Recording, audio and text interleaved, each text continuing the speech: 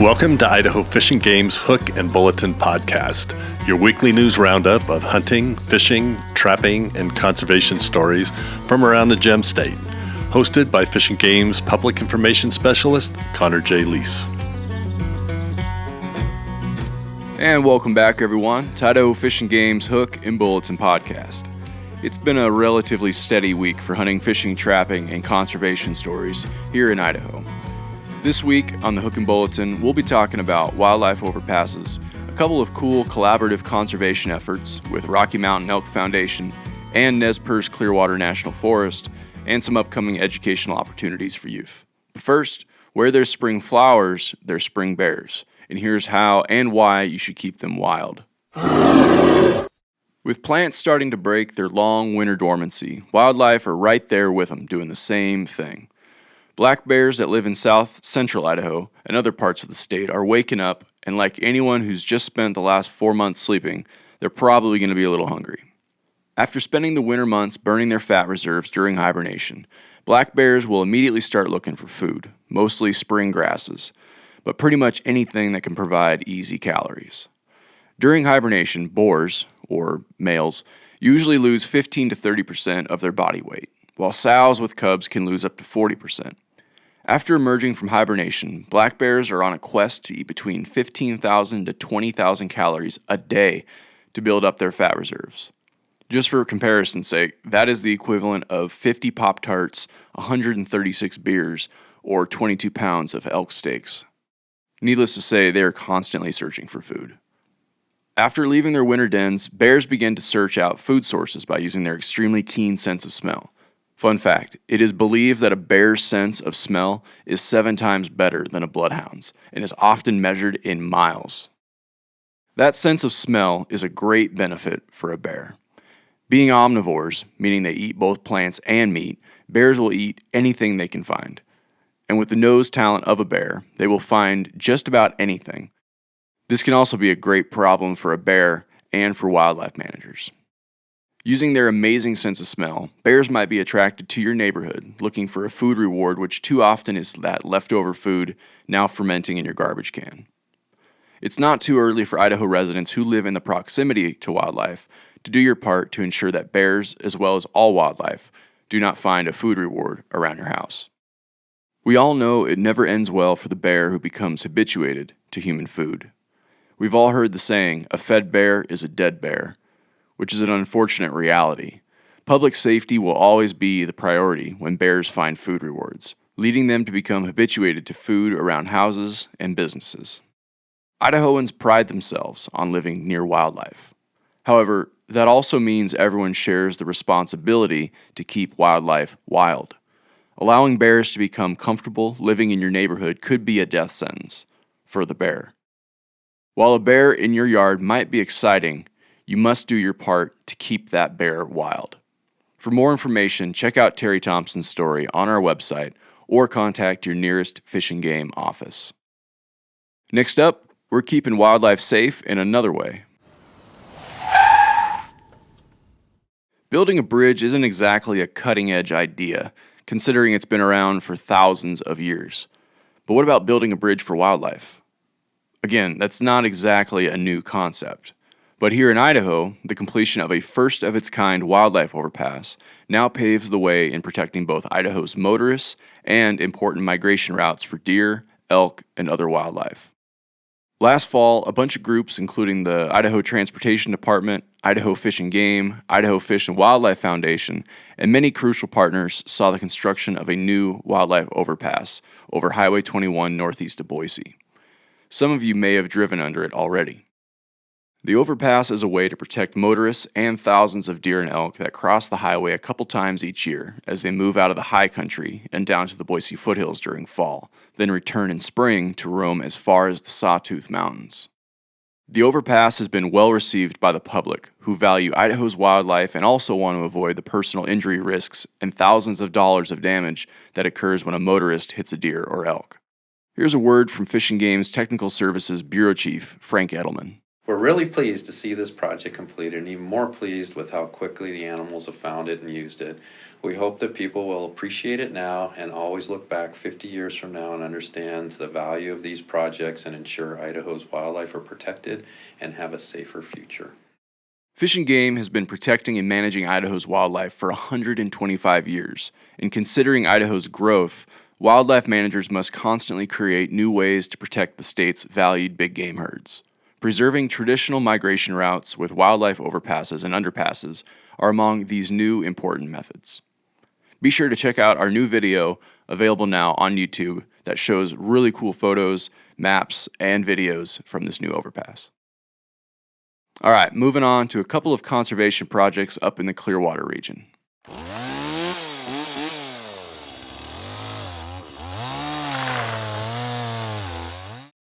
So, recall back in episode 8 of The State of Deer and Elk, when regional wildlife habitat biologist Deborah Munzingo laid out the importance of elk nutrition and how it impacts populations.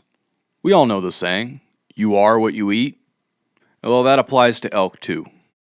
Up in the Clearwater region, Fish and Game staff, in collaboration with the Perce-Clearwater National Forest and Rocky Mountain Elk Foundation, have been revamping the menu for elk, so to speak, in an effort to improve elk habitat.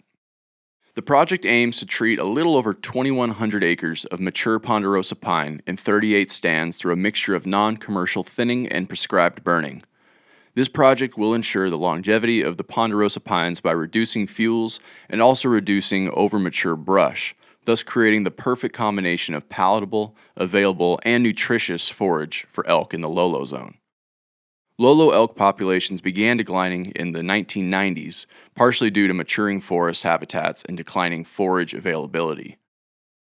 Tara Ball, our regional wildlife biologist in the area, said, quote, "We are really excited to see this work get done. This project will create a mosaic of new and old vegetation, providing diverse habitat within the forested system that is important to many wildlife species. RMEF has been a big proponent of doing good things for elk across Idaho and is no stranger to the Clearwater Basin.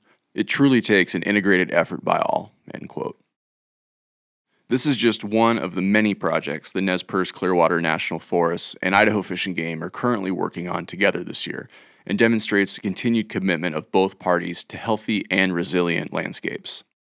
To read more about these collaborative projects and see exactly where this project is taking place, head on over to our website and read Jen Bruns' latest story. With that, it's time for the Rapid Fire Bulletin. Attention anglers, be sure to check regulations before venturing out to local rivers and streams. With warmer temperatures, fishing has really picked up on several regional rivers and streams. Conservation officers want to remind anglers to check the current fishing regs before heading out to fish. Fish and Game COs are already seeing an uptick in folks who unfortunately forget to read the regs before hitting the water and catching fish. The ability to get out of the house and enjoy a nice day out on the river is hard to beat, but make sure to check the regulations before keeping the fish for the frying pan. Not only should you look at the regulations, but make sure that your license is up to date. Idaho Fish and Game is celebrating 125 years of wildlife conservation at its annual Youth Outdoor Skills Day event. Come join in on the fun on Saturday, May 11th at Beaver Dick Park on Highway 33 from 9 a.m. to 2 p.m. The entire event is free and open to the whole family. Participants that take part in at least 6 skills booths will be entered into a drawing for prizes donated by local organizations. And maybe the best part of it all, a free hot dog lunch will also be served while supplies last. Each year, hundreds of kids and their parents attend this fun activity. There will be dozens of sporting groups also participating in the event with fun booths, demonstrations to teach the kids skills that they need to safely participate in hunting, fishing, and other outdoor activities that can be found in the Upper Snake, Rexburg area. The activities are all free and will cover a wide range of outdoor-related skills. Up in the Panhandle, Northwest Hunt Fest is making its grand debut at the North Idaho Fairgrounds in Coeur d'Alene on May 10th and 11th. The family-friendly event aims to unite hunters across all levels of expertise, offering unique opportunities for learning, competition, and camaraderie. The Fish and Game 3D Youth Archery Range will be open to the event attendees on both days. The range was built and opened to the public for the 2023 North Idaho State Fair, and Fish and Game is excited to once again teach more kids about archery. For folks who haven't visited the range, make sure to stop by and check out the Velociraptor 3D Target, among many others.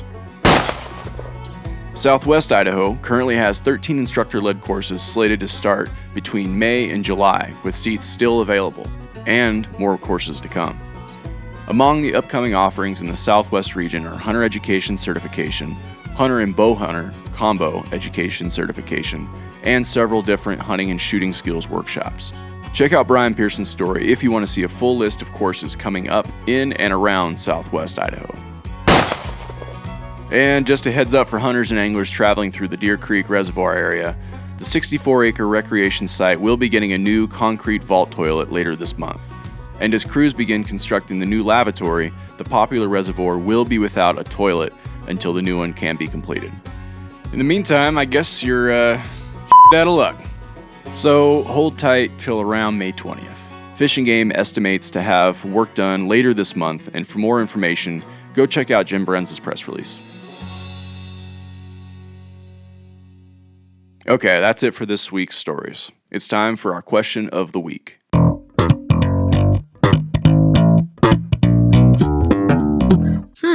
This question comes to us from Ben Rogers. Do hen turkeys strut or gobble like a male Tom or Jake? That's a good one. To answer your question, both sexes of turkeys are capable of strutting, but it's pretty uncommon for hens to strut like a gobbler. Strutting in hens is usually in response to aggression by another hen, or in response to some other strong stimulus, including decoys. Hens have a variety of vocalizations, but they do not quote-unquote gobble like a tom. On occasion, they make similar vocalizations, but they do not compare to the gobble of a mature tom turkey. For those of you interested, you can find some videos online of strutting and quote-unquote gobbling hens. Thank you so much for your question. That's all the news we have for this week. Thanks for putting an ear to Idaho Fish and Game's Hook and Bulletin podcast. If there's something on your mind, or if you got a question related to fish and game matters, feel free to drop us a line at podcast@idfg.idaho.gov. Again, that's podcast@idfg.idaho.gov. Thank you so much for listening. We'll catch you next week.